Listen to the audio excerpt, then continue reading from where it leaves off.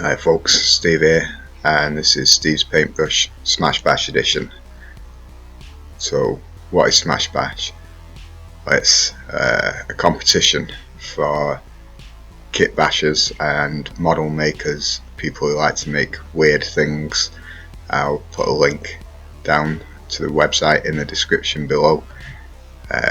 It's basically the golden demon of kitbashing types like myself.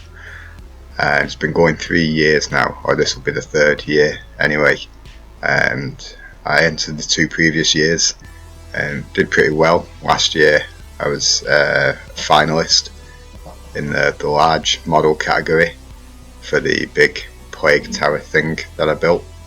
The year before, the first year, I actually came 3rd and won a trophy for a little diorama that I made called 3 Blind Mice. And so decided I was going to enter again this year and build something equally weird and equally big. And the theme for this year's Smashbash is brackish births. I can say that right with my accent, brackish births. Brackish being like salty or stagnant water, and birth being, well, something giving birth. So this is diary is probably a bad word to describe this. It's a video of lots of bits of videos cut together of me trying to make something for this competition with a vague idea in my head about what I want to achieve. And then kind of diving in and doing it without thinking too much about the practicalities of how I was going to get it done. So what am I making then for this year's Smashbash? What is my interpretation of this from my entry? Well, for my build, the story that I'm going with is the idea of this massive celestial artificial intelligence, like a space android, if you will.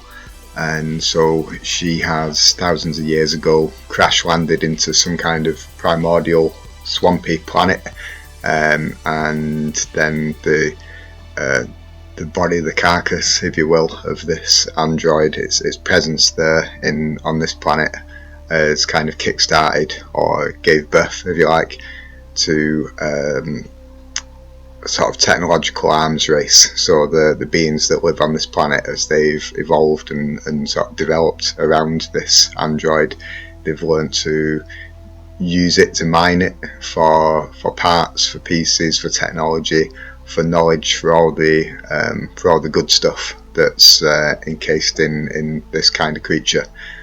So the thing that I'm building is essentially going to be, I suppose, a terrain board almost, that encompasses or incorporates part of the submerged body of this android. So I'm going for a head and an outstretched arm, as you can see from the big polystyrene head that I've got here.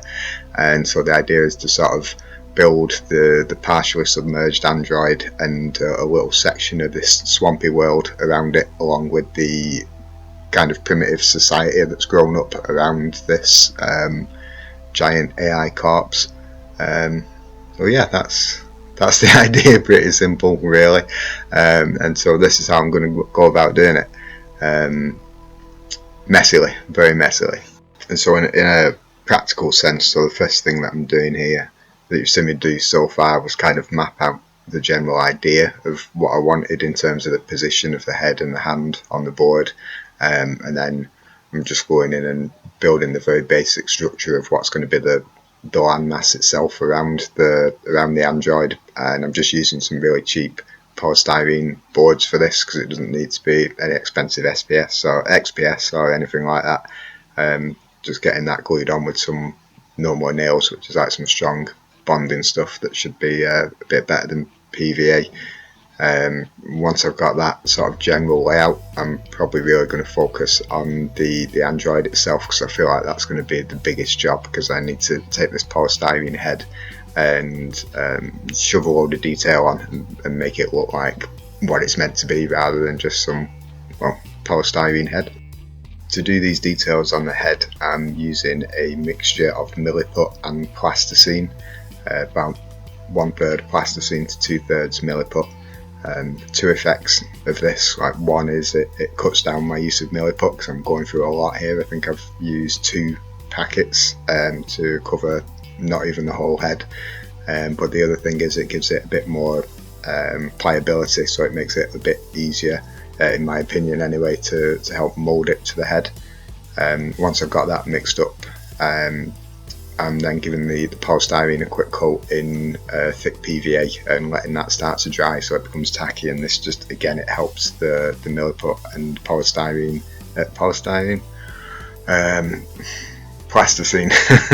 mix bond to the polystyrene so it doesn't start peeling away while I'm working on it. And then once I've got it rolled out into flat pieces, I can start placing it on the head and moulding it to the shapes that I want and start adding in details. So I want this to look a bit like, well, the idea is I want it to look like it's these are metallic panels on the head, and then I can add further details on. I can glue all these little plastic bits that are from like Airfix kits and old bits and pieces from my bits box and things like that. So the idea is to get the main part of it built on with the milliput and sculpted in, and then just greebly it up with lots of bits and pieces to make it look like what I actually want it to be.